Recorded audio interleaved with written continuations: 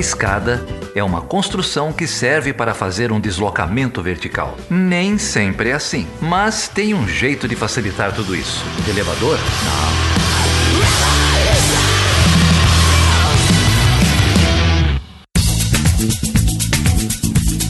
Não. Maria Júlia Vergueiro. Tudo bem, Maju? Tudo bem, e você, Geraldo? Tudo bem. Estamos aqui para gravar mais um episódio do Chutando a Escada. Quando eu convido você é porque tem alguém na Europa para a gente entrevistar que o fuso horário bate, né? Exatamente. É um prazer receber aqui o Alex Ruchuli. O Alex é jornalista, pesquisador, host do podcast Aufhebunga Bunga. Pronunciei certo, Alex?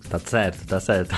O BungaCast, se ficar mais fácil assim. Tudo bem, depois a gente vai falar desse nome aí que eu andei fazendo a minha pesquisa. O Alex acabou de publicar um livro, ele é autor do The End of History, o fim do fim da história, com o Philip Cunliffe e o George Hoare. O livro foi publicado pela Zero Books, agora em 25 de junho, tá fresquinho, acabou de sair. E o Philip e o George também são seus co-hosts lá no BungaCast, não é isso? É isso mesmo. Prazer receber você aqui, Alex. Eu conheci você por um artigo que você publicou recentemente na American Affairs sobre a brasileirização do mundo, a brasilinização do mundo, não sei como é que a gente vai traduzir isso. E é um prazer ter você aqui para a gente poder conversar um pouco sobre o BungaCast, sobre as suas pesquisas e sobre essa sua experiência aqui no Brasil. Bom, oi Geraldo, oi Maju, muito obrigado pelo convite. Estou empolgado para ter essa conversa hoje, discutir em português sobre o Brasil com brasileiros que até agora eu só tenho discutido essas ideias um pouco com anglófonos, né? Que aí eu acho que a perspectiva muda, que é algo acho que eu tentei trazer na matéria também, nessa questão de perspectivas diferentes, enfim. Prazer receber você, Alex. Eu gostei muito do artigo e, enfim, vai ser um prazer explorar um pouco essa conversa, porque entender que, sei lá, é sempre essa questão, né? O Brasil como país do futuro, e eu achei muito interessante como, enfim, esse futuro, você colocou no artigo como esse futuro que a gente pensa, ele não chega, né? E ele não chega só, ele não é que ele não chega só no Brasil, né? O que a gente vê é uma tendência de que ele não chegue. Ou que se ele chegou em algum dia que ele deixe de se realizar em vários lugares, né? Eu fiquei muito curiosa também para essa conversa, história animada. Alex, eu queria... Normalmente aqui no Chutando a Escada a gente começa com uma biografiazinha do convidado, entender um pouco quem é esse pesquisador ou esse autor, e acho que o seu caso ele é muito curioso, né? Eu acabei de falar, não conheci o seu trabalho, acho que vamos falar mais aqui do BungaCast, mas conta pra gente um pouco, cara, quem é você e como é que você veio parar em São Paulo, como é que você veio parar no Brasil? Bom, um assunto um pouco interessante, eu acho, mas vamos lá.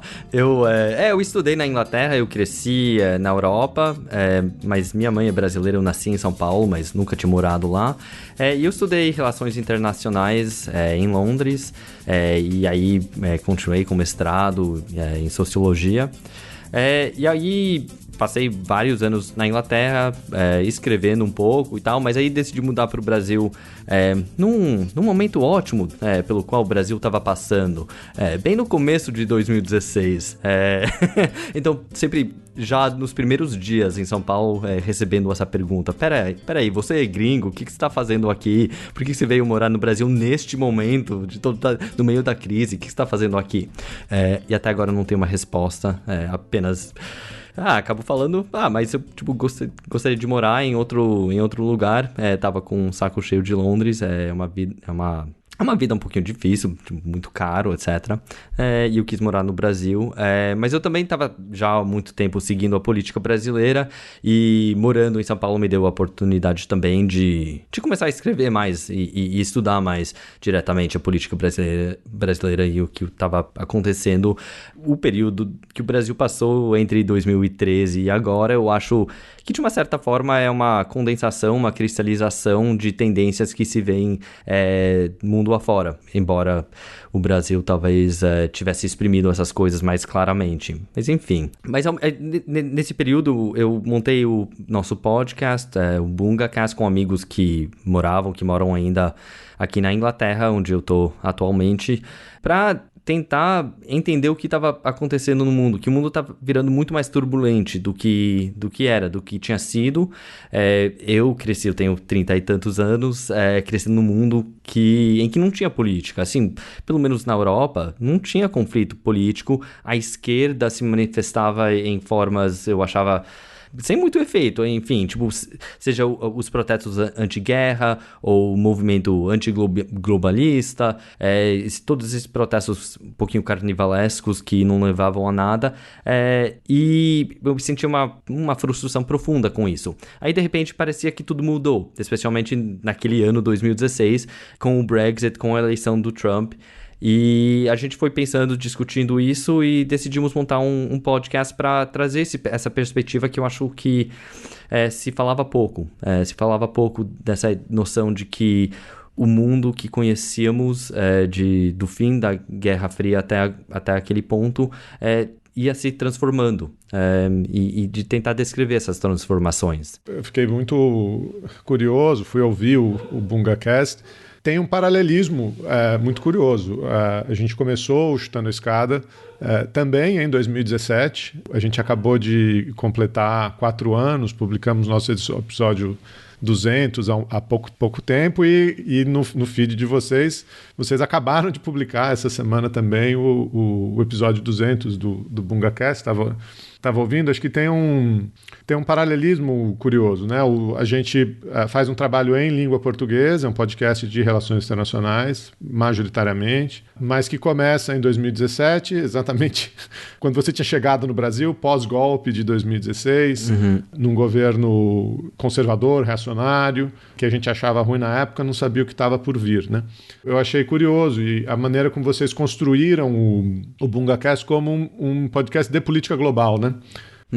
Eu acho que o nosso propósito foi de abordar tipo, esses temas grandes, o metatema do podcast, o fim da história, que foi nosso tema desde o começo, mas também de explorar como essas mudanças iam acontecendo pelo mundo inteiro. E tem uma certa tendência na esquerda de só falar de política mundial ou em países distantes, dependendo da sua perspectiva, mas de falar sobre a Nigéria ou Índia, o que seja, quando tem algo acontecendo mais empolgante, que as esquerdas estão se mexendo, e aí parece que é um momento, e aí logo depois a gente esquece, né? E de tentar abordar as questões, ou abordar países distantes de uma forma um pouquinho mais séria, de tratá-las, de tentar entender o desenvolvimento histórico e tal, e não ir só seguindo atrás de, tem um protesto acontecendo, o que está acontecendo aí, sabe? Que a gente faz também, lógico, mas de não se depender totalmente disso. E também de trazer uma perspectiva, eu diria, heterodoxa, ou talvez de uma certa perspectiva seria bastante ortodoxa de um ponto de vista marxista, mas que hoje em dia não é hegemônico nas esquerdas anglófonas, com certeza. Então, isso leva a uma crítica de política de identidade, ou várias formas de política, a gente podia dizer, pós-modernas, né? Então, de trazer uma visão modernista, universalista, que hoje em dia eu acho que tem pouco espaço nas esquerdas anglófonas, né? Nos Estados Unidos, no Reino Unido.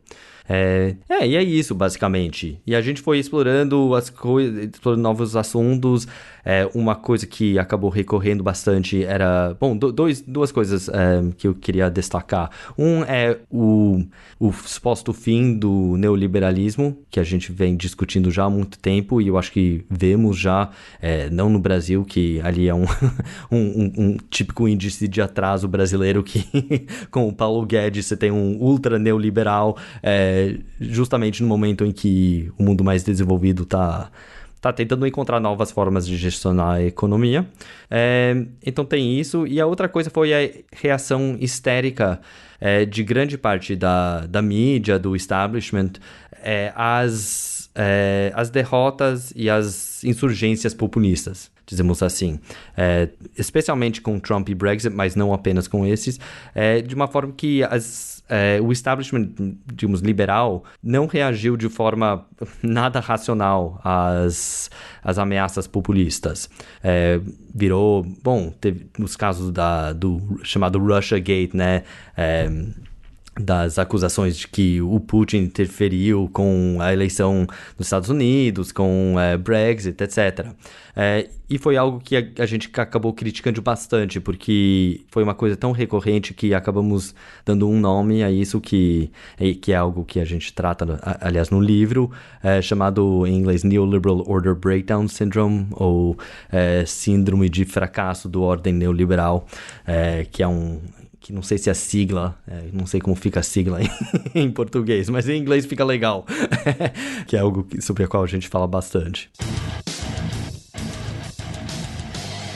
O Chutando a Escada conta com apoio financeiro dos seus ouvintes. Para saber mais, acesse chutandoaescada.com.br/apoio.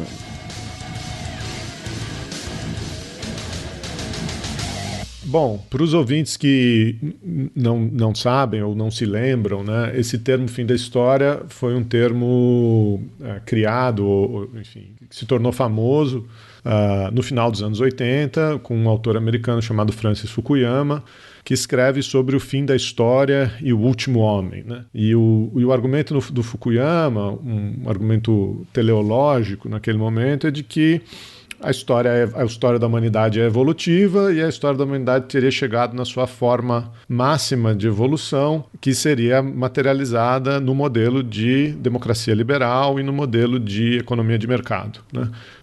O Fukuyama estava falando do momento de colapso da União Soviética. Ele começa a escrever até um pouco antes, mas as reformas já estão em vigor, a Glasnost, a Perestroika já estão em vigor.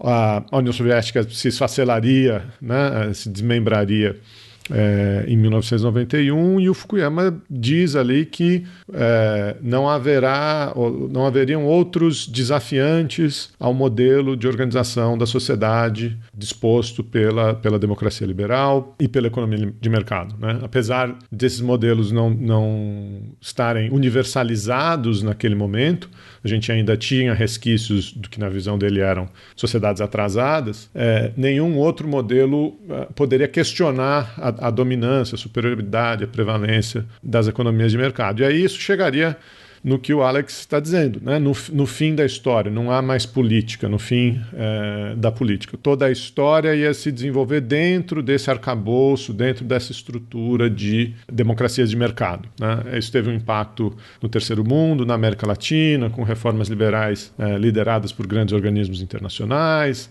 ajustes estruturais, enfim, todo um processo que a gente viveu, que está documentado por inúmeros historiadores, analistas de política internacional. É a isso que a gente chama do fim da história.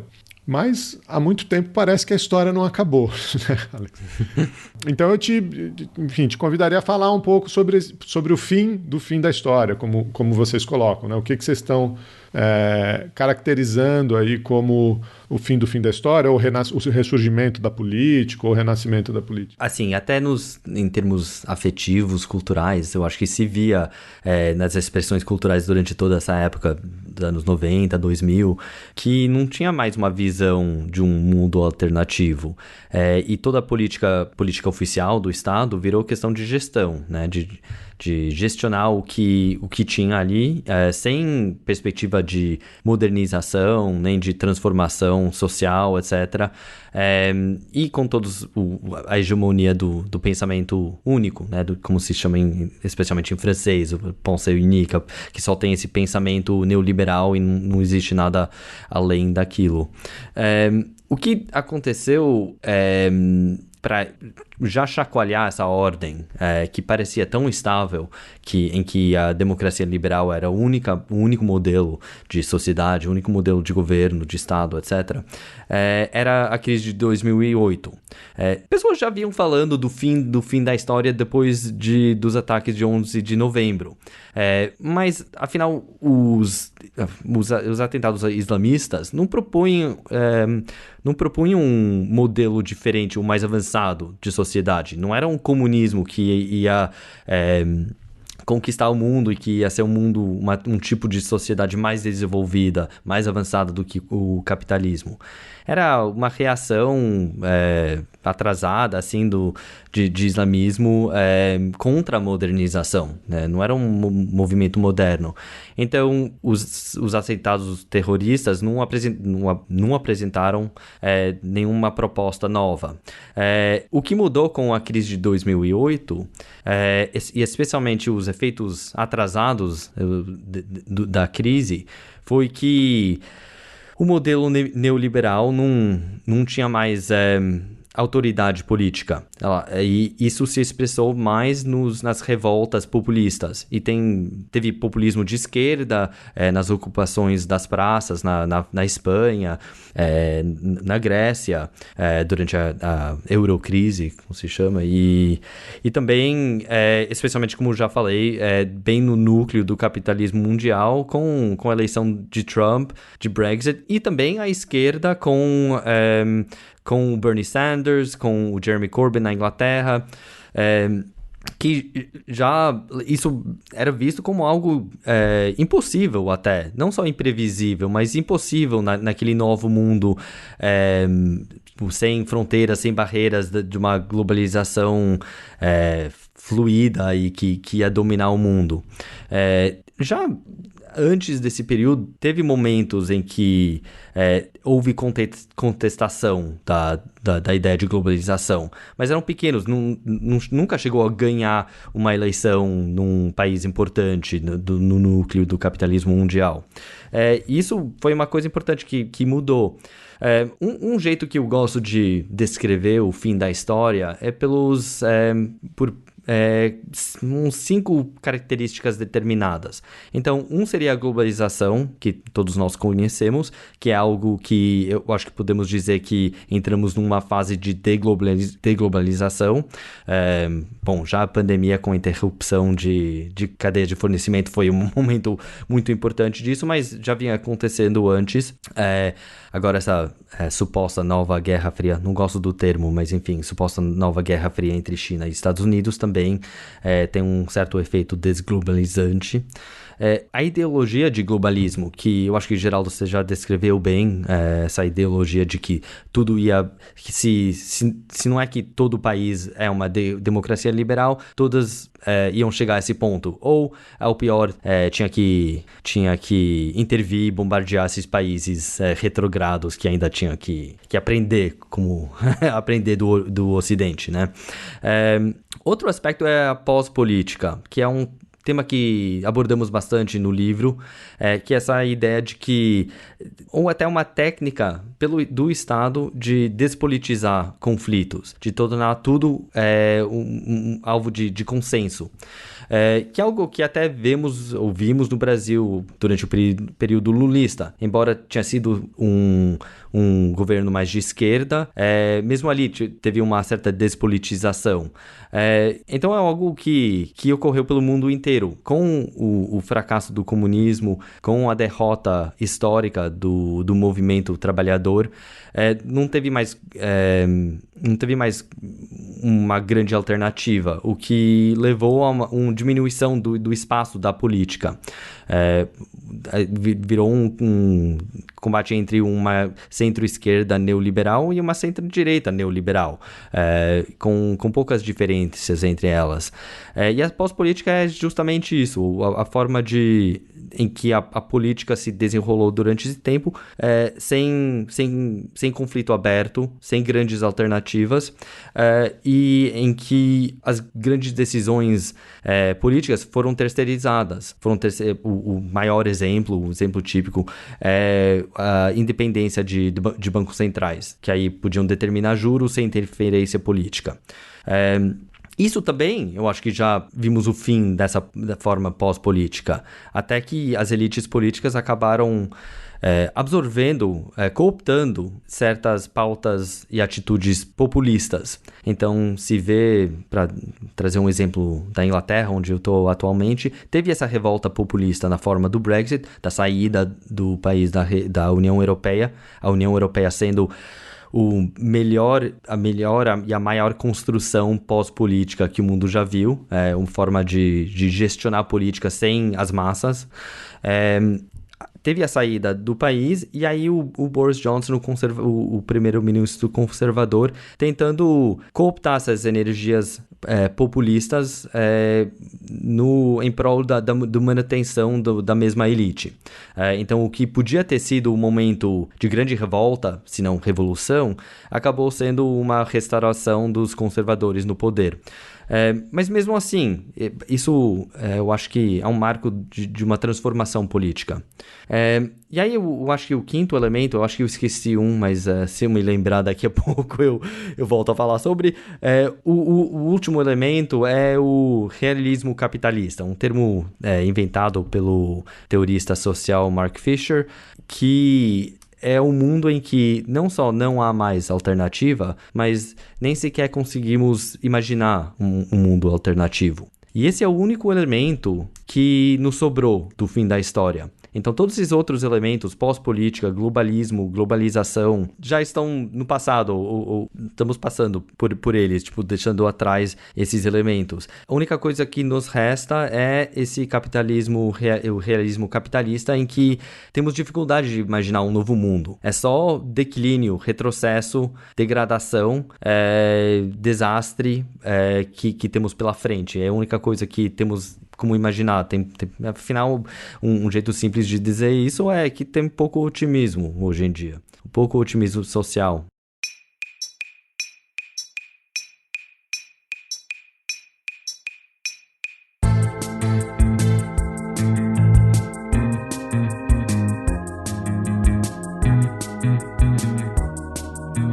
Eu fiquei pensando nesses pontos que você elencou, Alex, e já tentando talvez trazer um gancho para pensar América Latina e para pensar Brasil especificamente, né? Porque você colocou a crise de 2008 como esse marco em que as coisas começam a mudar e tudo isso, e falou dos efeitos retrógrados da crise e tudo isso. Mas parando para pensar, tentando pensar no Brasil de 2008, tava tudo lindo, maravilhoso, né? E guardadas as devidas proporções, pensando no que a gente tem hoje, né? Principalmente. Só que também, partindo da sua análise, também não era você não podia ver como alternativa, né? O que acontecia no Brasil, no final das contas, era enfim, o PT ele precisou se adequar a uma esquerda neoliberal, em muita medida neoextrativista, muito, mais do que talvez já tenha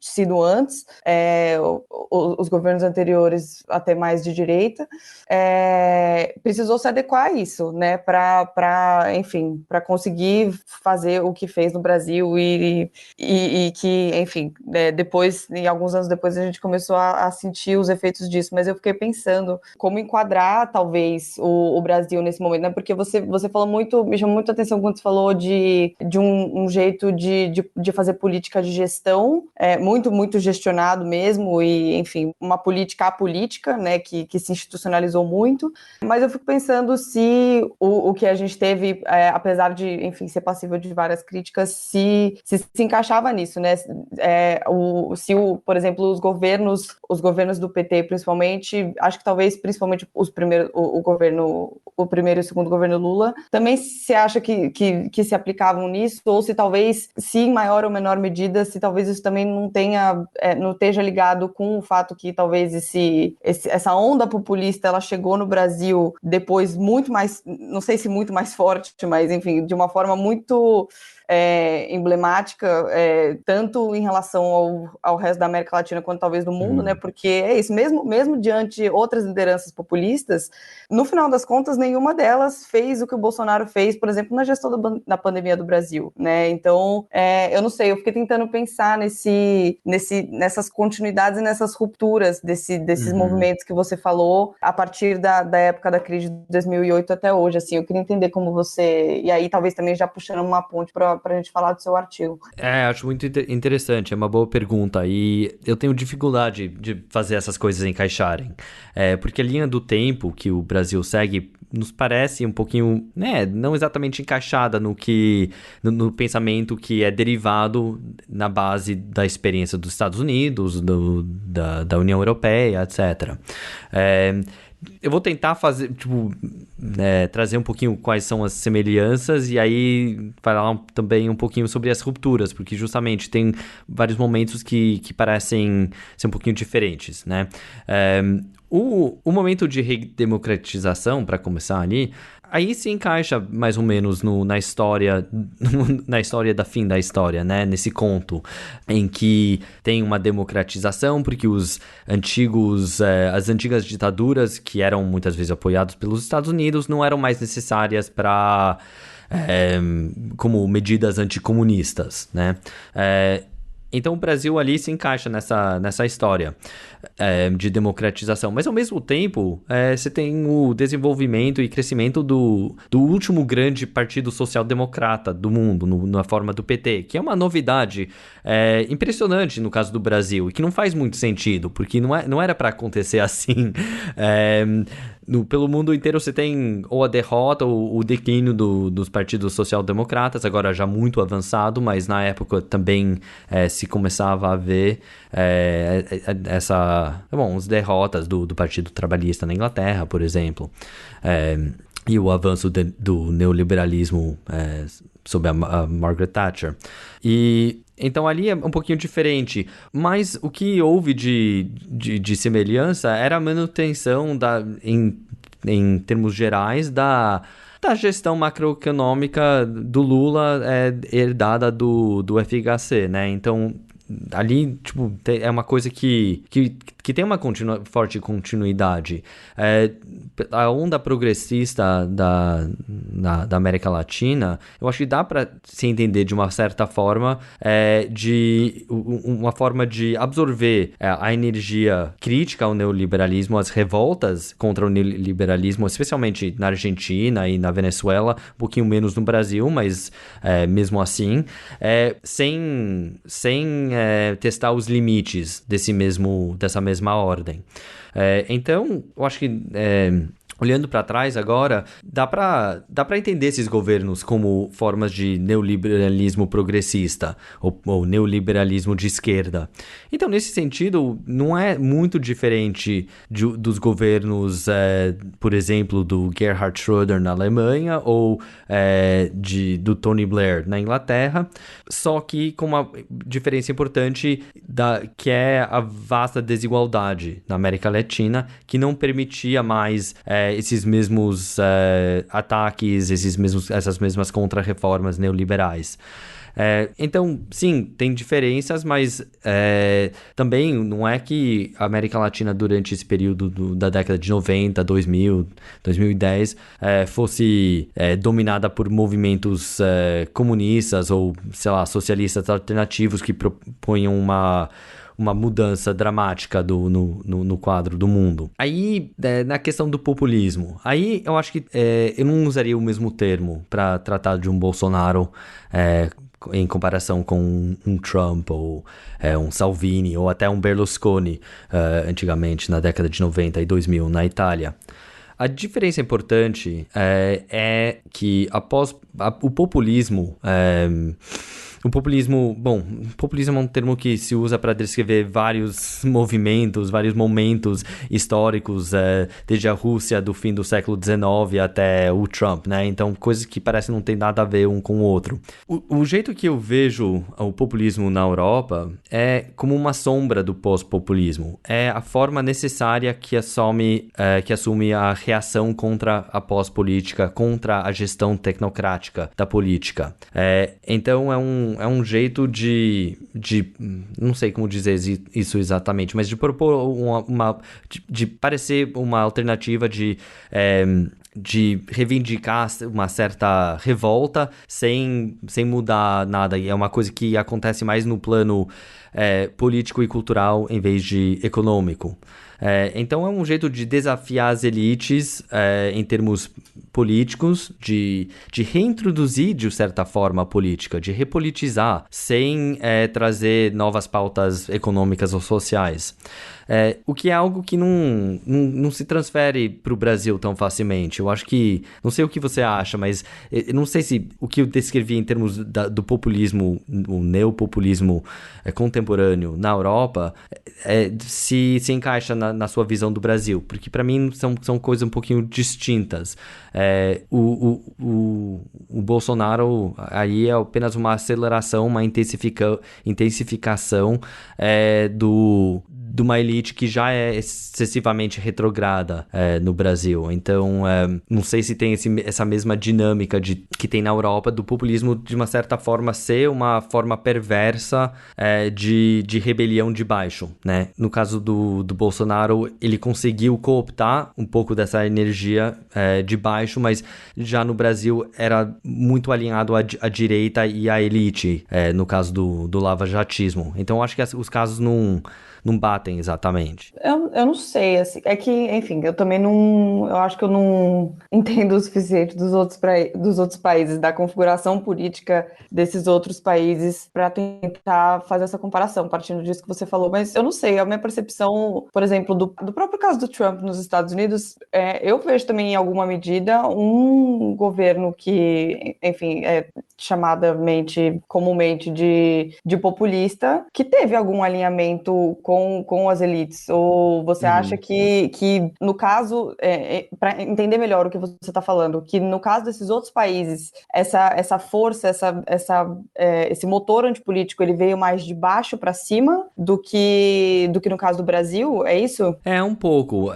Os termos que a gente usa no livro, que vou trazer agora porque até que esqueci de falar disso, é que a pós-política, essa forma de despolitizar a política,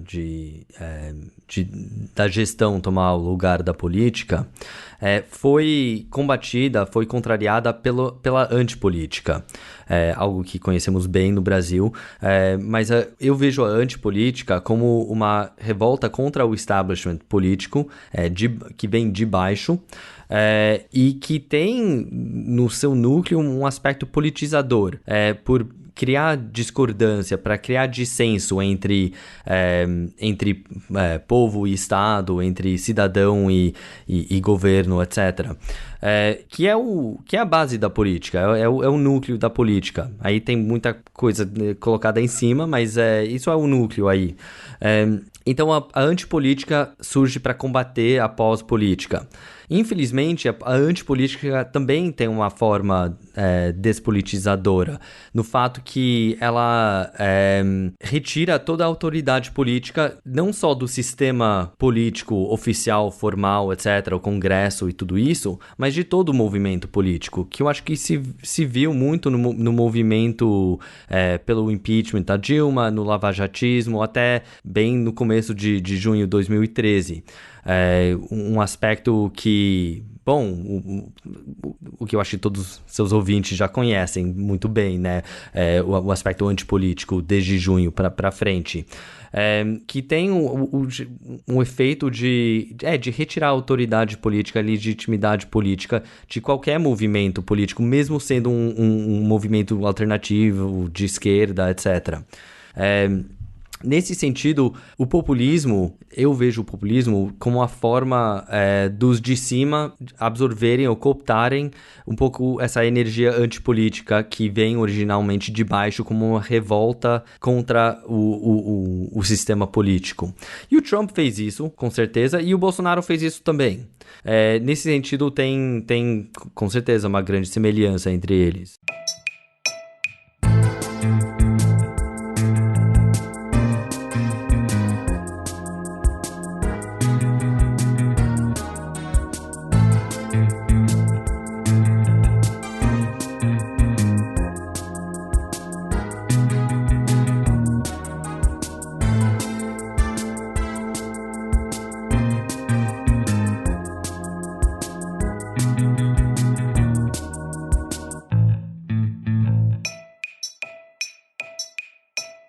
Ia comentar algumas coisas sobre essa discussão, né? E até voltando um pouco sobre o fim da história, o papel do Brasil e essas linhas, se o Brasil ou se a América Latina encaixa ou não encaixa na linha do tempo, né? A maneira como eu vejo, na verdade o fim da história ele foi muito mais curto, porque já no final dos anos 90, você já tem manifestações apontando para os limites da ordem neoliberal. E são notadamente marcadas por crises financeiras, né? 94 crise no México, 98 crise na Rússia, a maior delas a crise do Sudeste Asiático em 97, né? A crise dos tigres asiáticos. Quer dizer, o modelo já está, a ordem já está apontando os seus limites ali. Não é à toa que nasce o Fórum Social Mundial, né, em Porto Alegre, no começo dos anos 2000. Não é à toa que você tem a Batalha de Seattle, na reunião ministerial da Organização Mundial do Comércio, em Seattle, nos Estados Unidos. Eu acho que os limites eles já estão sendo apontados ali. Eu acho que essa discussão ela foi um pouco sequestrada pelo terrorismo, né, pela guerra ao terror. Eu acho que a partir de 2001, os grandes desafios da ordem internacional e o grande foco se passaram muito mais para manifestações contra a guerra, contra o colonialismo, etc., e se esqueceu um pouco desses limites estruturais, né, do capitalismo global. E aí isso retorna em 2008 com muita força, né? Em 2007, 2008, com a crise, com o Occupy, com tudo que a gente viu a partir dali. Agora, a trajetória do Brasil, e num certo sentido da América Latina, ela é um pouco anterior, porque nós passamos por um ajuste estrutural e por programas de austeridade muito fortes nos anos 80 e nos anos 90, que mostraram seus limites. Então, eu acho que a chamada onda rosa, né, o que aqui a gente chama de onda rosa, mas a eleição desses governos de centro-esquerda, ou que você está chamando de uma esquerda neoliberal, ela é curiosa, porque ela já é reação ao limite da ordem, ao limite dessa política como gestão, né? Mas ela não escapa da política como gestão, né? Porque existe alternância política, os governos são mais de esquerda ou mais progressistas, mas em muitos casos não conseguem se livrar da gestão, principalmente da política macroeconômica. E aí, como a Maju ressaltou, é uma esquerda neostrativista. Ela tem um aspecto um pouco mais progressista, ela começa a incluir pessoas, né, a cidadania pelo mercado, né, enfim, você tem Mas ela já é reação, só que a nossa reação vem antes, né, a reação no centro, no Ocidente, ela vai vir de 2008 para frente, né, ela vai vir com Obama, enfim, etc. Agora, o que eu também acho curioso, e aí acho que amarra com o que você estava falando de pós-política, antipolítica, e para voltar ao que eu estava falando, quer dizer, os limites da ordem eles já estavam dados há muito tempo. Quando as esquerdas mundiais se mobilizam no Fórum Social Mundial, ou se mobilizam contra uma reunião ministerial da OMC, elas já estão apontando o limite, mas naquele momento são as esquerdas que estão apontando o limite, né? O que eu acho que acontece de 2008 para frente, e com esse movimento antipolítico, é que esses mesmos limites, ou esses mesmos tensionamentos, eles são sequestrados pela direita, né? Porque, veja, o Occupy é contra o 1%, né? O Trump se elege falando de drain the swamp, né? De drenar o pântano. Quer dizer, O que é um discurso completamente hipócrita, mas é o mesmo discurso, é o discurso anti-establishment, né? Só que no caso dele ele é parte do establishment, mas é o mesmo discurso, né? E aqui isso aconteceu, né? Quer dizer, os movimentos de 2013 inicialmente foram liderados por uma esquerda progressista, pedindo liberdade, passe livre, liberdade de mobilização, etc., contra a Copa do Mundo, contra as grandes corporações, e foram sequestrados por uma direita raivosa, por uma direita antipolítica, né? Que leva ao lavajatismo, que leva à anticorrupção, que leva a um candidato como Bolsonaro dizendo que ele não é político, que ele é a nova política. Como o cara é a nova política? Ele está no Congresso há 30 anos, né? A família inteira dele é política, quer dizer... Mas é a mesma coisa, a mesma lógica do anti-establishment, né?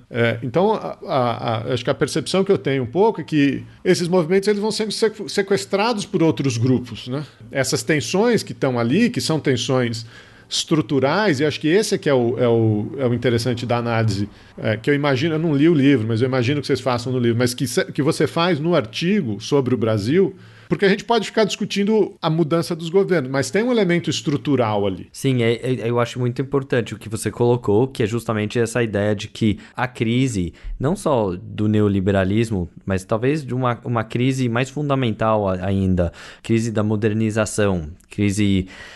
não quero dizer necessariamente uma crise términa do capitalismo, porque muitos já prognosticaram isso muitas vezes, mas isso é uma coisa que chegou ao antigo terceiro mundo. Bom, era o terceiro mundo na época, na década de 70, 80, muito antes da crise de 2008, que chegou realmente no núcleo do capitalismo mundial. Não, quando você falou de crise do capitalismo, eu ia falar que é quase um contrassenso, né? Porque, no final das contas, o que tem acontecido, e acho que você até passa por isso em algum momento no artigo, é que esses movimentos anti-establishment, antipolítica, que sequestraram tudo isso e que souberam amarrar muito bem essas tensões que o Geraldo comentou, no final das contas, em muitos lugares, e no Brasil a gente consegue ver isso de um jeito muito agudo, eles acentuam esse processo, né, de acumulação por dispossessão, enfim,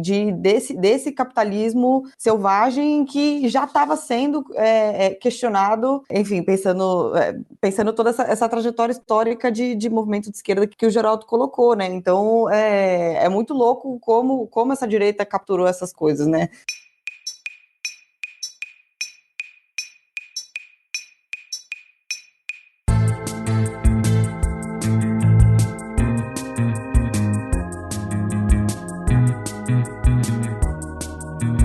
Vamos falar um pouco de Brasil.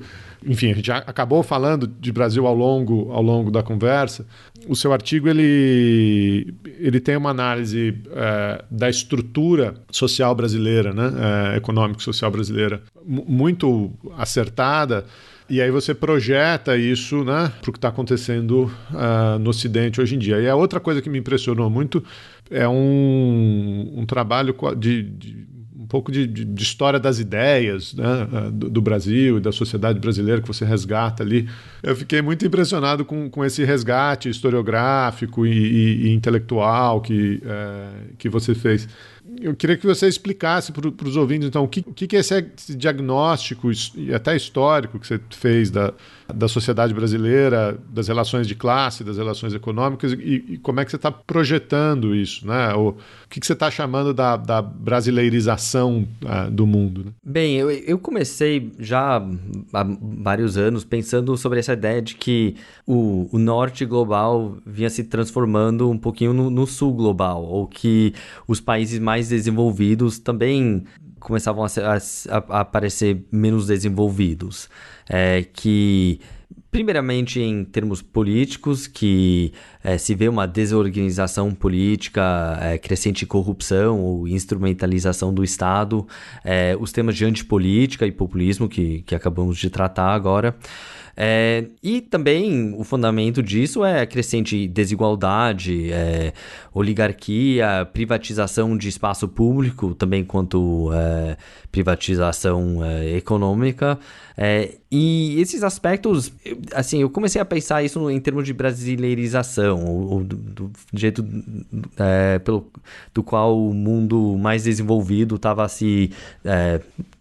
mostrando aspectos que conhecemos do Brasil.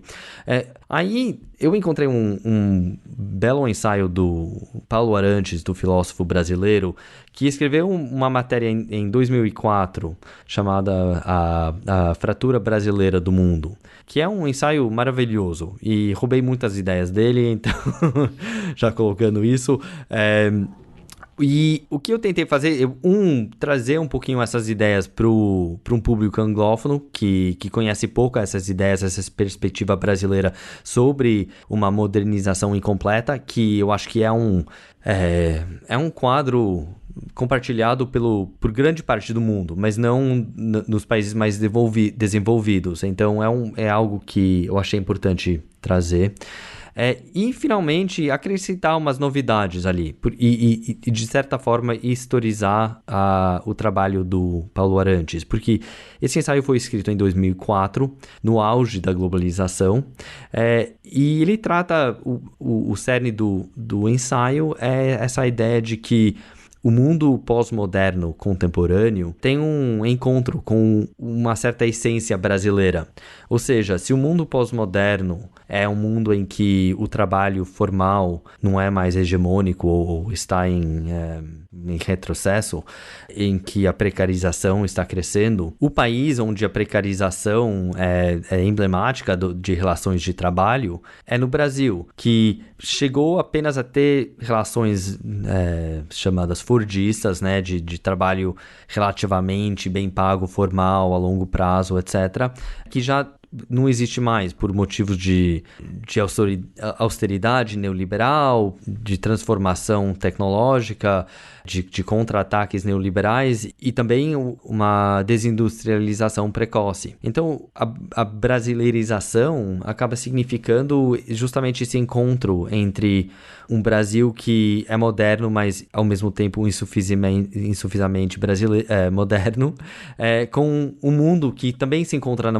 mesma posição, mas que se encontra com essa ideia de moderno, mas insuficientemente moderno, de ré, que entra no futuro com as costas viradas, de uma certa forma.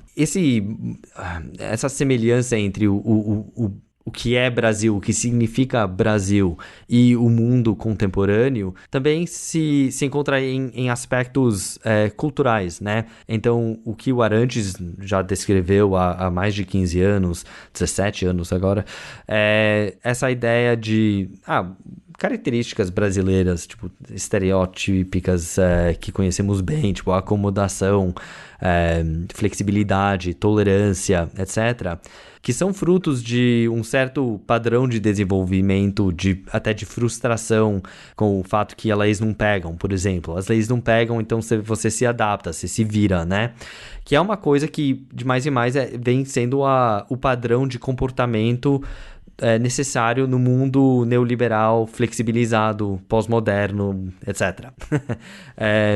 Então tem esse encontro. Aí o que eu quis fazer é adaptar e atualizar um pouquinho isso com certas ideias que já tratamos um pouco sobre essa questão de pós-política e antipolítica, que eu acho que o Brasil demonstra muito bem, especialmente por causa dessa ideia que Geraldo, você já trouxe, que a crise do neoliberalismo, ou até a crise da modernização, bateu no Brasil muito antes do que aconteceu na Europa, por exemplo. Então eu queria um pouquinho atualizar isso e usar esse esquema de brasileirização para falar do declínio do Ocidente, para usar um termo meio antiquado, mas para tratar dessa questão de retrocesso, que eu acho que se vê de mais e mais e está mais no consciente de públicos norte-americanos, europeus, que não dá mais para ignorar. Eu achei muito interessante no artigo, Alex, os nomes que você usou para algumas coisas, assim. Então, por exemplo, essa questão, essa discussão histórica, eterna, de qual que é a relação do Brasil com a modernidade, né? De uma modernidade incompleta, não sei o quê, mas em determinado momento você fala, o Brasil nasceu moderno, né? Porque e aí partindo muito dessa... eu falo dos nomes porque eu acho que a gente pensa em modernidade, a gente pensa em países do norte global, a gente pensa em modelos de desenvolvimento, a gente pensa numa temporalidade linear, né, que vai para frente, que ela está sempre evoluindo, e é isso aí. E um dia o Brasil chega lá, né, porque o Brasil é o país do futuro. Mas é interessante falar, e aí também puxando para as coisas que a gente comentou antes, como que esse raciocínio ele é muito reducionista, porque essa temporalidade evolucionista ela é insuficiente para tentar pensar o que a gente vive, o que a gente está vivendo hoje, e ela também ela não abarca processos históricos que são a modernidade também, né? E o Brasil é a modernidade, o Brasil não foi feudal, o Brasil não foi pré-moderno, ele nasceu moderno porque a modernidade nasceu com a colonização, né? Então, as mesmas elites europeias, foram elas que se beneficiaram da colonização brasileira, né? E, enfim, do mundo colonial de forma geral. Eu achei muito interessante como, e aí em alguns momentos você aponta, né, que o que a gente está vendo é uma coisa, o que a gente precisa pensar em uma coisa nova, né? Não é uma coisa diferente, e não mais pensar as coisas dessa forma dual de desenvolvido e subdesenvolvido, porque o que a gente... É isso, né? Se o desenvolvido está virando, entre aspas, o que você falou, o subdesenvolvido agora, é porque esse modelo ele não está dando conta de explicar muita coisa, né? É justamente essa questão de trajetória histórica, de linha de tempo, de temporalidade, né, que quase que se inverteu, né? Eu acho que a ideia um pouquinho tácita de muitos, especialmente nos países mais desenvolvidos, mas não apenas, era que o terceiro mundo ia chegar, sabe? Era uma questão de tempo, que ia se desenvolver, e aí, tipo, tem a pauta mais liberal, tipo, é só adotar umas reformas, né? Tipo, nas páginas do The Economist, você podia ler que, tipo, só falta o Brasil, sei lá, reformar... sei lá, os impostos, sei lá, e já vira moderno, já chega a ser um dos países mais desenvolvidos.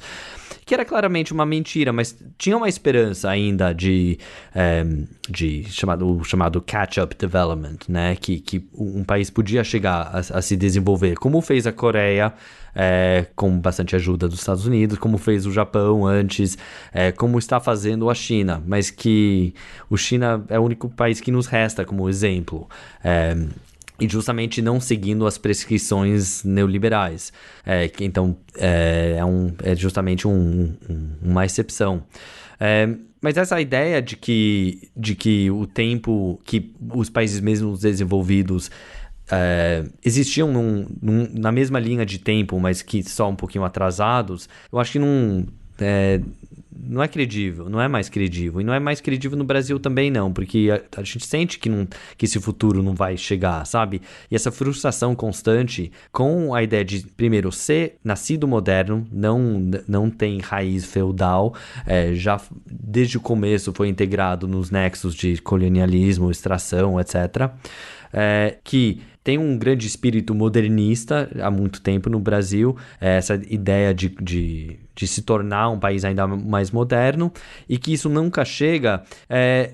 Tem vários ciclos, né, ciclos de esperança e derrota e frustração, e que é um ciclo recorrente, né, e que passamos pelo último já ainda nessa década, né, nessa última década, embora as expectativas talvez fossem um pouquinho menores, mas a derrota foi talvez não tão grande quanto 1964, mas também de um tamanho importante.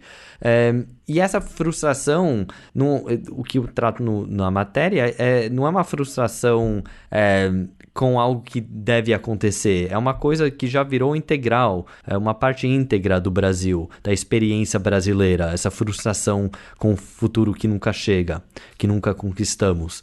Que agora, de mais e mais, é a mesma sensação que se vê no mundo inteiro, até nos países mais desenvolvidos, que, por exemplo, os avanços tecnológicos esperados são muito menores do que passamos no começo do século XX, ou até na década de 60. O futuro se vê, sei lá, em tela de mídia social, em celular e tal, mas que não levou a um grande surto de produtividade, por exemplo, como era esperado. E politicamente também, a gente aqui eu trato realmente da questão do fim da história, dessa sensação de que tudo está bloqueado, que nada se resolve, não tem progresso, não tem grande catástrofe também não. A gente sonha até com catástrofes que nunca chegam. Bom, talvez a pandemia tenha sido isso, mas nos países mais insulados dessas consequências, sejam naturais ou sociais, o grande trauma nunca realmente chega, né? Tá tudo travado politicamente. E isso cria uma grande frustração, com um futuro que não chega, mas ao mesmo tempo o país continua sendo relativamente rico, desenvolvido, mas de mais e mais desigual, com mais excluídos, com até a cena urbana também mais periferizada, que nem no Brasil, etc. Então dá para se ver todos esses aspectos que a gente associa com a cena brasileira se desenvolvendo nos países mais ricos do mundo. Isso foi uma coisa que eu queria trazer também. O crescente cinismo que se vê nas teorias de conspiração, que conhecemos muitos no Brasil, porque nem precisa de teoria de conspiração, porque tem tanta conspiração real que não precisa de muita imaginação. Mas que é algo que se vê agora nos Estados Unidos muito, que, bom, ali tem uma grande tradição de teoria de conspiração, mas em outros países também. Até tem como o Obama chamou, uma crise epistêmica, né? Uma crise em que não temos as mesmas bases de conhecimento, não compartilhamos as mesmas expectativas em termos de conhecimento, a gente não acredita ao outro. E essa falta de confiança, tanto um no outro quanto em instituições, etc., é uma coisa que existe no Brasil há muito tempo, né? A gente não tem uma grande... Por isso que tem tanta ênfase em contato interpessoal, porque não dá para confiar numa instituição. E é algo que agora se vê também, um outro aspecto da brasileirização do mundo, esse crescente cinismo. O cinismo na política acontece tanto pelo lado da instrumentalização das elites e o fato que eles não propõem mais nada, né? Não tem mais sonho que eles tentam vender. É apenas gestão, né? Ou que as coisas não vão piorar. Ou a gente vai te proteger das piores consequências, mas você tá sozinho, sabe? A gente não vai te ajudar, nem vai tentar transformar a sociedade. Não tem nenhum grande futuro vendido. Isso é uma coisa típica do fim da história.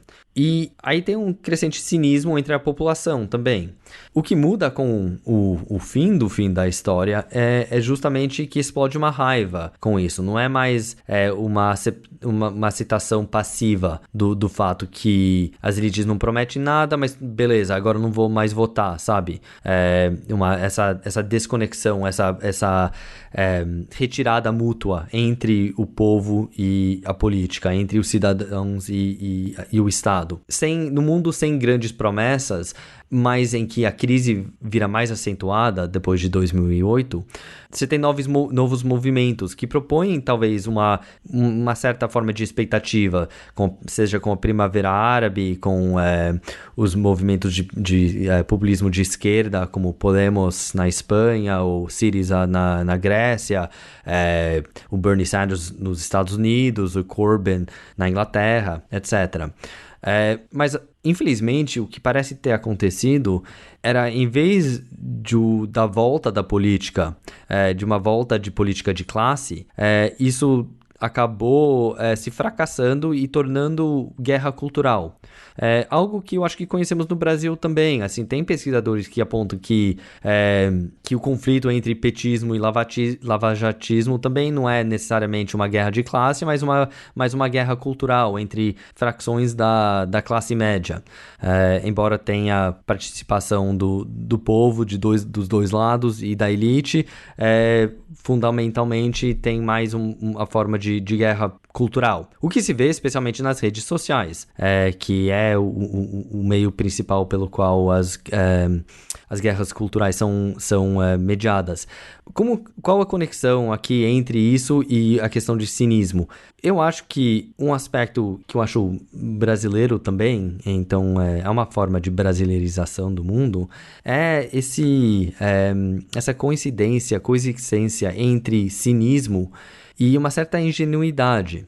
E eu vejo o moralismo, por exemplo, como se exprimiu em relação à corrupção e as pautas anticorrupção, como uma forma de ingenuidade que coexiste com uma tolerância de corrupção, né? Que conhecemos muito bem. E é uma combinação um pouquinho perversa, paradoxal, talvez, entre o cinismo e a ingenuidade que coexistem, né? Moralismo e uma tolerância corrosiva, como colocou o Arantes na matéria original, que eu já falei, que é uma característica típica brasileira, segundo ele.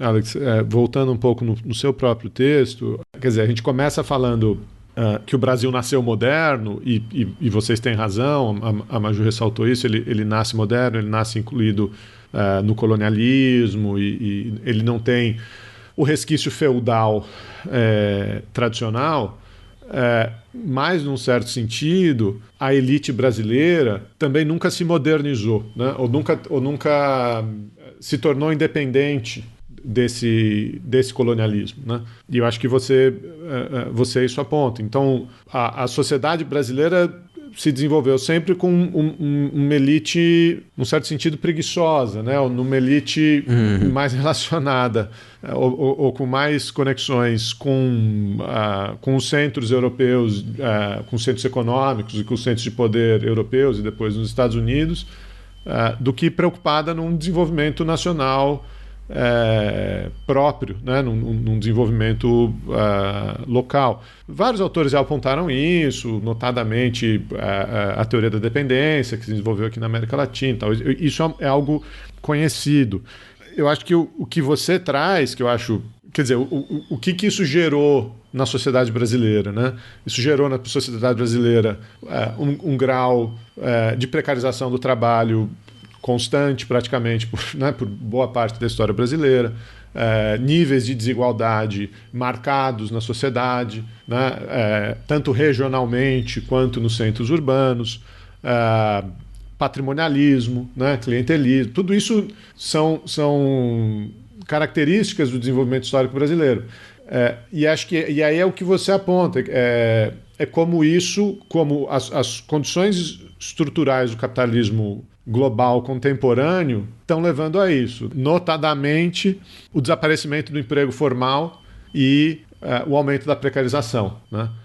Que as pessoas chamam de gig economy, de empreendedorismo e etc. Quer dizer, toda uma série de eufemismos. Toda uma série de eufemismos que estão levando as sociedades desenvolvidas, que eram sociedades com emprego formal, com uma classe média forte, né, com o movimento sindical, estão desmontando essas instituições que você usa um termo interessante aqui, que era o proletariado, o sindicalismo, as políticas socialistas que kept liberalism honest, né? Quer dizer, que mantinham em xeque essas tendências liberais. A partir do momento que, com precarização, com o desaparecimento do emprego formal, você não consegue mais pôr em xeque, você não consegue mais fazer pressão nessas políticas liberais, aí você reverte para um Estado parecido com o Estado da sociedade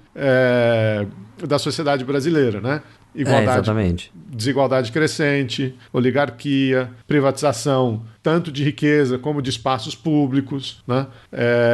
Desaparecimento da classe média, patrimonialismo, clientelismo.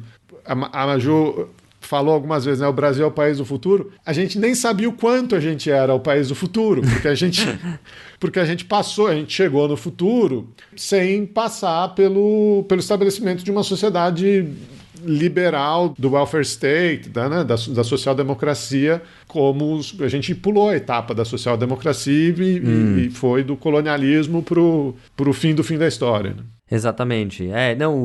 A elite brasileira nunca teve um comprometimento até um mínimo comprometimento com a sociedade inteira, com o projeto nacional. E isso se viu no golpe de 64 e continua se vendo hoje em dia, né? E há um aspecto que é particularmente, não apenas existe no Brasil, né? Mas eu acho que o Brasil exprime isso de uma forma muito nítida. E de uma certa forma é porque a elite brasileira nunca foi disciplinada. E porque as elites têm que ser disciplinadas, no mínimo. Se não executadas, pelo menos disciplinadas. E isso aconteceu, sobretudo na Europa Ocidental, por causa da guerra, que derrotou as antigas elites, e pelos movimentos operários, sindicalistas, comunistas, etc., que ameaçaram tanto as elites que eles acabaram fazendo um grande acordo, de fato um grande acordo, que levou aos estados de bem-estar. E isso é uma coisa que se manteve durante um tempo, mas justamente o fim da história e a derrota histórica do movimento operário, que é algo que aconteceu pelo mundo inteiro, é algo que teve um grande efeito justamente no comportamento de elites, que eles não tinham mais do que ter medo, né? Eles não tinham mais medo de ser derrotados. Isso levou ao que o crítico social Christopher Lasch chamou da revolta das elites, que as elites perderam todo o comprometimento com a sociedade. No Brasil, isso se vê até na fuga a Miami, eu chamaria assim, esse desejo de fugir do Brasil, porque supostamente é o povo que não deixa o Brasil avançar, quando a verdade é justamente o contrário. Essas elites que não têm comprometimento com o Brasil, que não deixam o Brasil avançar.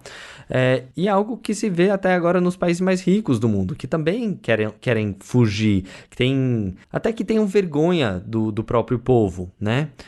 Que é uma coisa que conhecemos muito bem no Brasil, mas se vê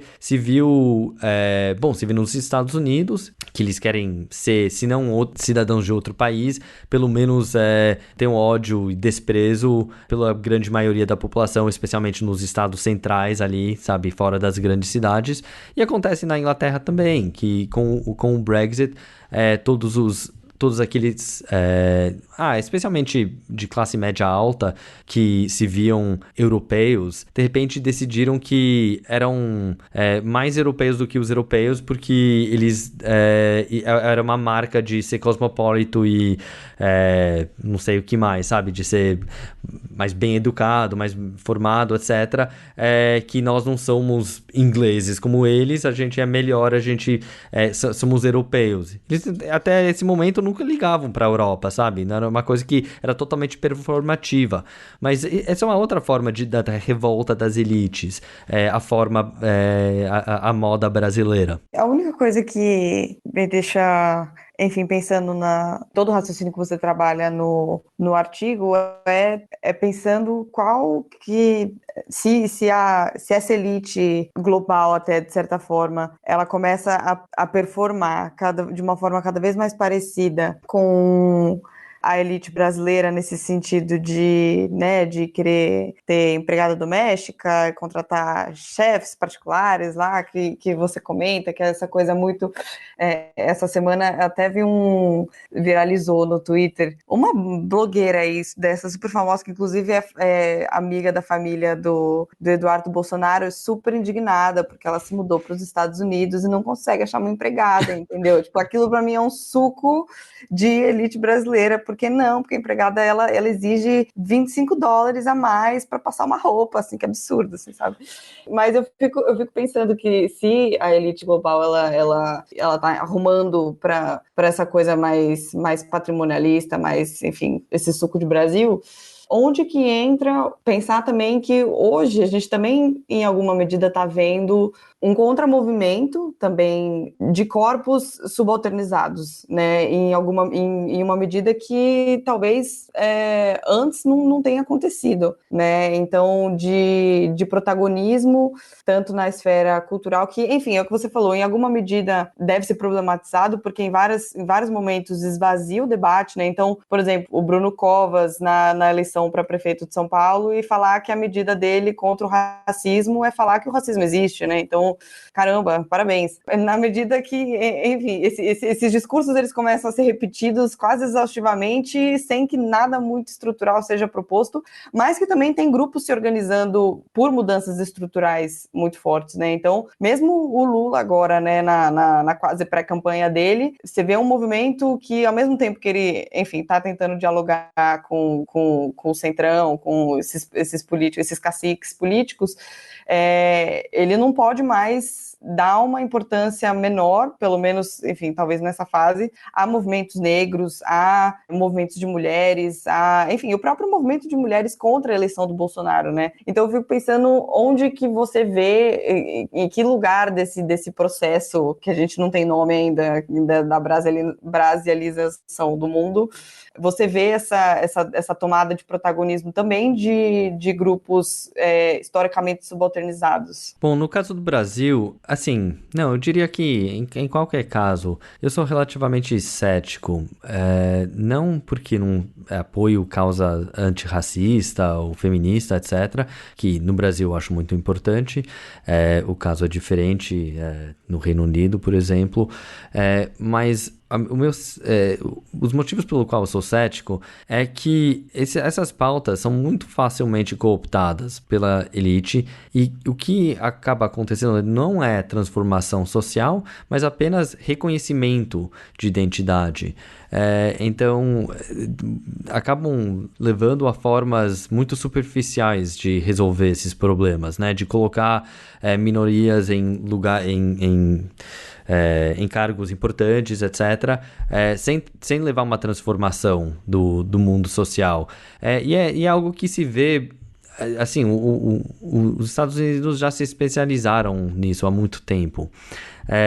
Então, eu acho talvez um pouquinho problemático por prosseguirem pautas excessivamente fragmentárias, em que desaparece a figura do povo, né, ou dos trabalhadores, das trabalhadoras unidas, que eu não sei se resolve necessariamente essa questão de brasileirização, porque não coloca em questão a gestão econômica, a estruturação da sociedade. Então, acaba se limitando a uma pauta puramente cultural. Talvez não teve tanto disso no Brasil, então os efeitos negativos disso não são visíveis. Tipo, só pauta antirracista é uma pauta de esquerda e é positivo e tipo, tem que seguir em frente com isso. Nos países, tipo, especialmente no Reino Unido, mas não apenas, isso virou pauta da elite, praticamente. é a forma pela qual as elites ou uma das formas pelo qual as elites se legitimam. Elas usam as pautas feministas, antirracistas, etc., anti-homofobia, etc., para se pintarem de justos, etc. E isso é fortemente ligado com a ideologia ainda mais importante, que é a meritocracia. Então a ideia é, vamos livrar a sociedade de todo preconceito para que vocês podem competir no mercado, matar um ao outro para ascender socialmente, né? Então não tem uma visão de classe aí, de ascensão de classe, de avanço, sem nem falar de revolta ou revolução, nada disso, né? É apenas uma forma hiper-individualista de legitimar o sistema. Tiramos os preconceitos e agora vocês lá de baixo podem competir entre si para ter acesso aos escassos recursos que tem. Então eu sou relativamente cético a essas pautas culturais, porque embora sejam... tem muita evidência da necessidade de antirracismo no Brasil, a forma que elas foram prosseguidas nos países do norte levaram a uma forma de neoliberalismo progressista que é totalmente antipopular. A gente tem um entendimento aqui, no Chutando a Escada, que essa discussão da esquerda tradicional, da esquerda identitária, é uma discussão que deveria ter sido superada já, né? O nosso entendimento é que elas não são discussões excludentes, necessariamente, né? Enfim, sem dúvida, a implementação dessa luta, desse ativismo, dessa luta, ela coloca questionamentos próprios e muitas vezes falta de resultados, né? Que eu acho que é um pouco isso que você tá apontando, que esse seu ceticismo.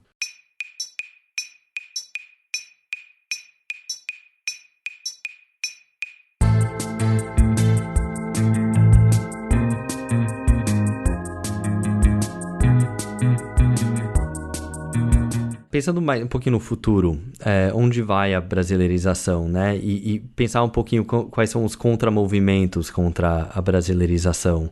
Dos de baixo, eu acho muito importante, por exemplo, a organização do precariado, né? Que teve umas tentativas já no Brasil, que eu acho muito importante. Mas, do outro lado, vai ter uma reação da elite para tentar desenvolver uma nova forma de gestionar a sociedade, uma forma... pós-neoliberal, que eu acho que é uma forma feia de colocar isso, mas enfim. Eu acho que a esquerda até agora tem se posicionado sempre como anti-neoliberal, anti-austeridade, que tem sido relativamente... A gente sabe onde a gente se encontra ali, né? Não sabemos onde estamos. Vai demorar para o Brasil, eu acho, chegar a esse ponto, mas no Reino Unido, nos Estados Unidos, já tá se mostrando o desenvolvimento de uma outra forma de se legitimar, que é um desenvolvimento de um Estado mais protetor e protecionista, que acaba absorvendo alguma dessas pautas populistas e falando, não, a gente está aqui para te proteger, né? A gente vai te proteger da pandemia. Que, do ponto de vista brasileiro, parece ótimo, parece progresso relativo, mas isso é só porque o Brasil está no fundo do poço. A verdade é que a esquerda vai ter que se reorientar e encontrar novos argumentos para combater esse Estado mais protetor, porque não vai ser um Estado que milita nos interesses da maioria, vai apenas se posicionar, eu acho, numa forma como quem tem a capacidade de proteger o cidadão contra os efeitos da globalização, a imigração também, a perca de status, talvez, de homens brancos, sei lá, coisas assim, que não há nada de progressista ali. Então, é importante, ao mesmo tempo, combater os restos do neoliberalismo que se exprimam ainda fortemente no Brasil, mas também se preparar um pouco pelo que tem a vir. Alex, obrigado de novo pelo seu tempo. Parabéns pelos 200 episódios do BungaCast. Parabéns pela publicação do livro The End of History, pela Zero Books. Você, o Philip, o George estão convidados a virem mais ao Chutando a Escada. Se quiserem, a gente faz uma tradução simultânea, bate um papo aí. Obrigado valeu. Você acabou de ouvir mais um episódio do Chutando a Escada. Para apoiar, acesse chutandoaescada.com.br/apoio.